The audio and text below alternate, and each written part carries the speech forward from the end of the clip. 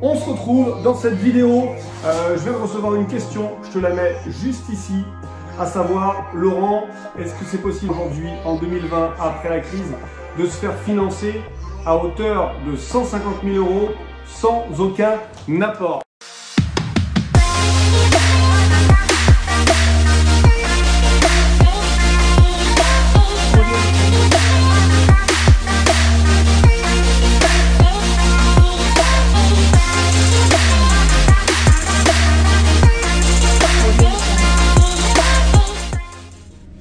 Là, on est bon.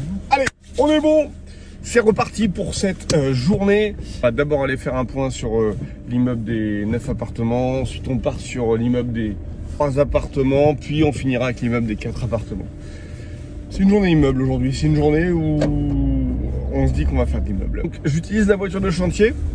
J'ai deux véhicules, celle-ci, et puis j'ai une camionnette qui me permet de pouvoir transporter les grosses choses comme aujourd'hui j'en aurais eu besoin, mais ma camionnette, c'est un Renault Trafic, elle est en panne. C'est-à-dire que elle surchauffe, elle chauffe. Et on ne sait pas ce que c'est. Je l'ai emmené chez le garagiste hier pour justement voir si c'était quelque chose de grave, et il ne sait pas. Donc du coup il va me la garder jusque lundi. Aujourd'hui on est jeudi, il n'est pas question qu'on arrête le chantier, donc ça va être folklore. Vous allez pouvoir voir comment on rentre du placo dans une Mégane. Ça va être un tuto, bref. Au lieu de prendre des plaques d'1,20 m de large, je vais prendre des plaques de 60, et j'espère que ça va le faire. Du coup aujourd'hui en termes de passagers, là je vais avoir du placo pendant 85 km. Ouais, ça va être sympa, je pense qu'on va faire connaissance, on va discuter, Allez, je viens d'arriver sur le chantier à l'instant, je suis le premier. Il n'y a personne encore, les entrepreneurs ne sont pas là.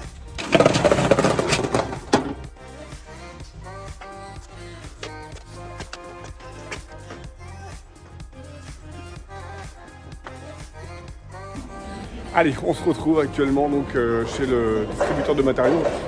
Dans la Mégane, on est en train de plaquer. Donc là, c'est des plaques de BA13 de 60 cm par 2,50 m de long. Donc ça va jusqu'au bout. Ça rentre dans la Mégane. On va en prendre le maximum possible. C'est pas gagné. Alors c'est pas gagné, mais en tout cas ce qui est sûr, c'est que si j'arrive à le faire, toi aussi tu es capable de le faire avec ta voiture. Allez, les matériaux, c'est acheté, mais n'oublions pas, c'est l'immobilier qui nous permet d'être libre. Et là, c'est direction Feuillette pour le petit café.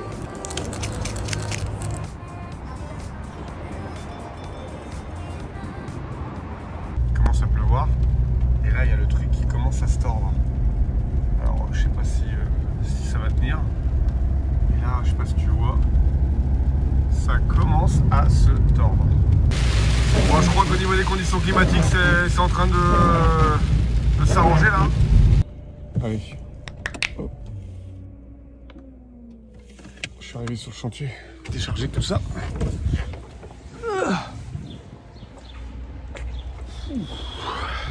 Et ben, la route était longue.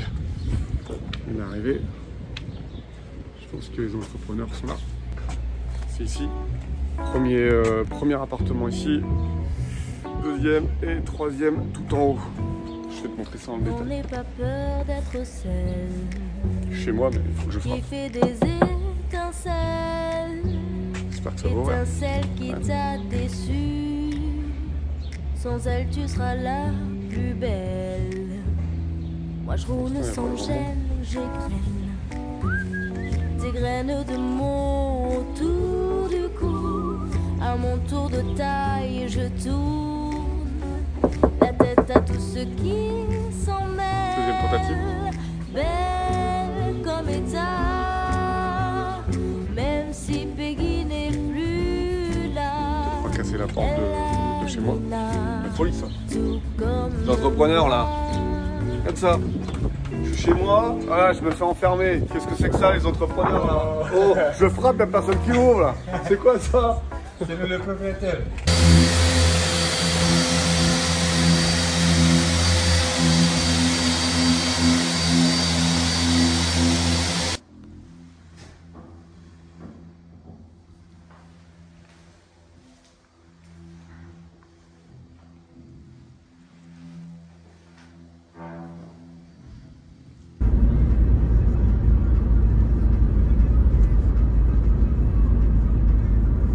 Allez, je suis arrivé sur l'immeuble des 4 logements qui est juste derrière moi, ici, juste là. Pendant que je vais monter cette petite télé, je vais en profiter pour te faire une vidéo et pour changer ton état d'esprit, pour changer ton mindset. Tu ne peux pas te poser cette question parce que si tu te la poses, c'est que tu n'as pas la réponse et forcément, tu ne vas pas être convaincant auprès de la banque. Je m'explique. 150 000 € sans apport pour un projet locatif, qu'on soit avant la crise ou après la crise, ce que la banque va regarder, c'est qui tu es, quelles sont les sécurités que tu peux lui apporter.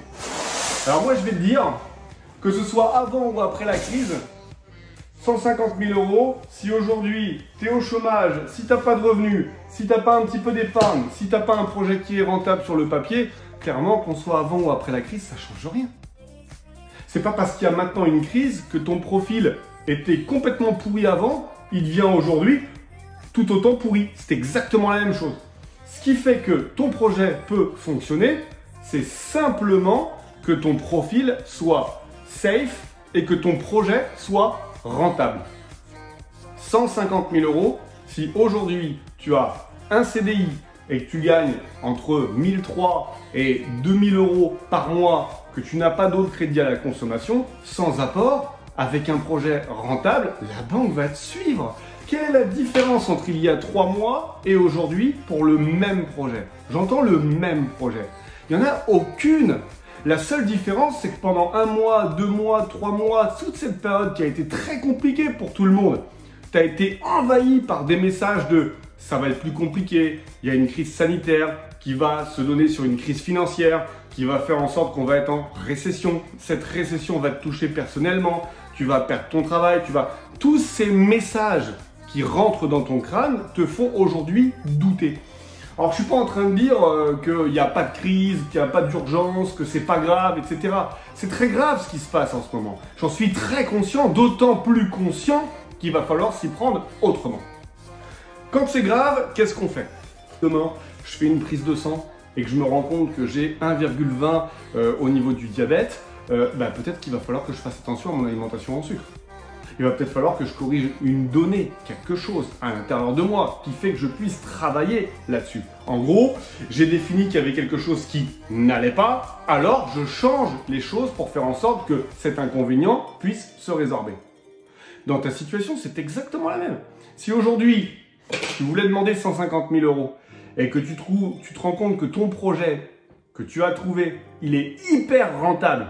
On imagine pour 150 000 € un projet avec 2 appartements, voire 3 appartements même, on peut trouver des projets à 3 appartements, avec 3 fois 500 € de rentrée locative. 150 000 €, 1500 de rentrée locative, on est sur un rapport de 10%. Ce projet sur le papier, il est viable. Les banques peuvent donc le prendre en compte. Si aujourd'hui, tu as des rentrées, c'est-à-dire que si tu as un salaire tous les mois qui tombe, pourquoi la banque te dirait non? Il n'y a aucune banque qui a dit c'est le Covid, maintenant c'est apport obligatoire. Aucune. Il n'y a pas de loi qui vient de passer pour te dire que maintenant c'était obligatoire. Alors, c'est certain, si aujourd'hui tu as une résidence principale ou si tu as déjà un appartement et si tu as en plus une voiture ou un crédit à la consommation dans cette banque et que tu as déjà emprunté et qu'elle t'a déjà prêté, tu vas avoir ce qu'on appelle un encours, c'est-à-dire que tu lui dois déjà de l'argent et que pour se rassurer, elle va vouloir des garanties. Un apport, c'est une garantie. Déposer de l'argent sur un compte pour le nantir et le placer sur une assurance vie, c'est une garantie. Auquel cas, il est vrai, si tu as déjà investi et que tu veux continuer à investir dans cette même banque, peut-être que pour se protéger, elle te demandera un apport qui sera une garantie. Mais si tu n'as encore aucun investissement avec cette banque et que tu as un projet rentable et que ton profil est safe et que tu te mets en avant, pourquoi elle te demanderait un apport? Nous, aujourd'hui, on investit encore sans apport. Ça nous arrive. Il n'y a aucun problème à ça. Je vais même te dire une chose. Imagine que tu sois la banque et que tu veuilles emprunter 150 000 € et que tu demandes à ton client quelles sont les garanties qu'il peut t'apporter.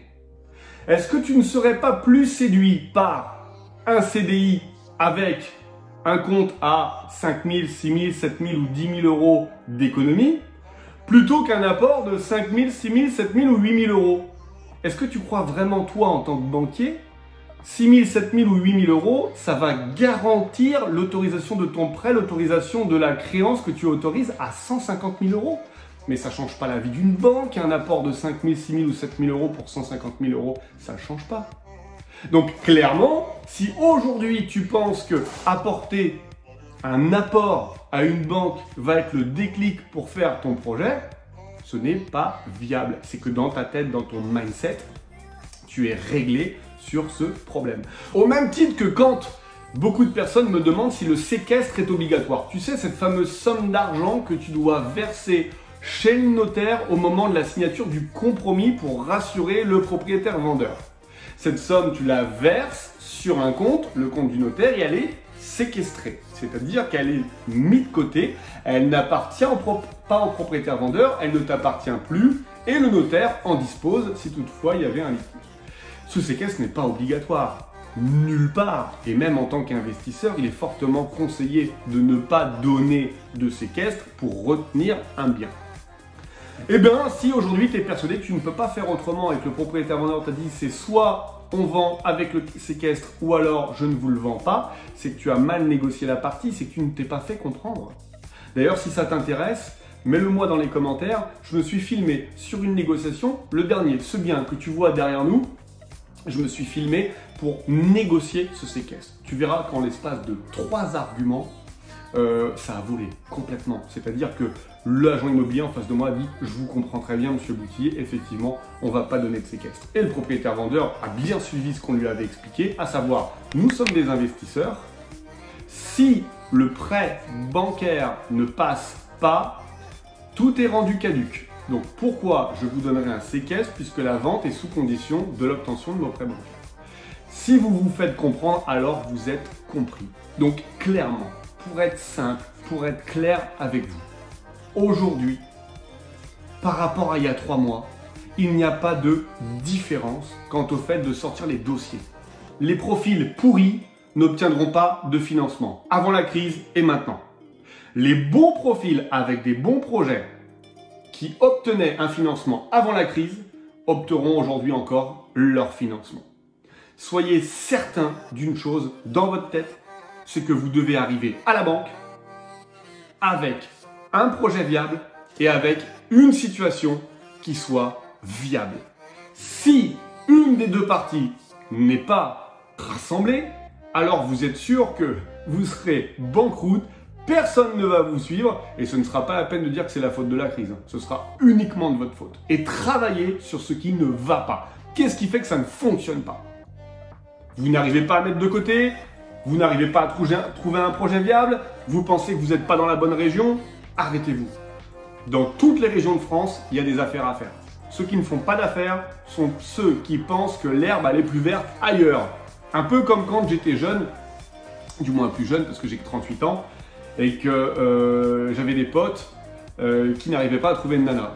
Et qui disaient ouais non mais c'est nul, les Françaises elles sont timides, les Françaises ça va pas, les Françaises. Ok. Ils pensaient tous que les filles de l'Est c'était bien plus facile, bien mieux, etc. J'en ai même qui sont partis dans les pays de l'Est, qui sont revenus et qui se sont mariés avec une Française. En fait on a toujours l'impression que l'herbe elle est plus verte ailleurs, mais ça c'est une impression. Quand on se déplace, on se rend bien compte que c'est pas le cas. D'ailleurs, reprenons notre exemple de l'immobilier. Pour toutes les personnes qui sont en région PACA, qui sont à Nice, qui sont à Bordeaux, qui sont à Marseille, ou même dans le Nord, qui sont à Lille, qui sont même à Metz, à l'extrémité, ou Brest, l'autre extrémité, et qui pourraient penser qu'ils sont dans des secteurs qui sont sinistrés. Moi, j'ai envie de vous dire qu'il y a des gens qui habitent à Lille et qui pensent que c'est sinistré, et qui investissent à Nice.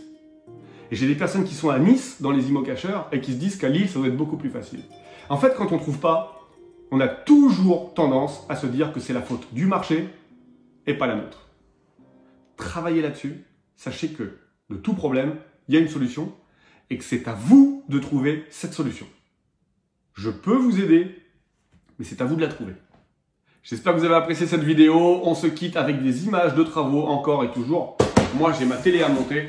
Et si vous avez des questions, n'hésitez pas, comme ça je réponds en vidéo. À très vite. Ciao, ciao!